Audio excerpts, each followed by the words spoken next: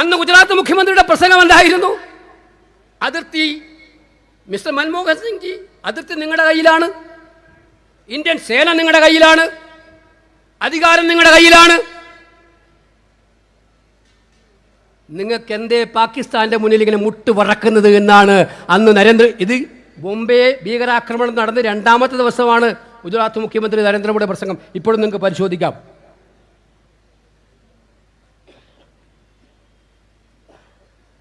അന്ന് കോൺഗ്രസിനെ പ്രതിക്കൂട്ടിൽ അവർ നിർത്തി. ആഭ്യന്തരമന്ത്രിക്ക് രാജിവെക്കേണ്ടി വന്നു. ഇവിടെ നിങ്ങൾ മനസ്സിലാക്കണം, പഹൽഗാം എന്ന് പറയുന്ന ഇന്ത്യയിലെ ഏറ്റവും സുന്ദരമായ ലോകത്തിലെ ഏറ്റവും സുന്ദരമായ പ്രദേശം. ആരാണ് പറഞ്ഞത് അവരോട്?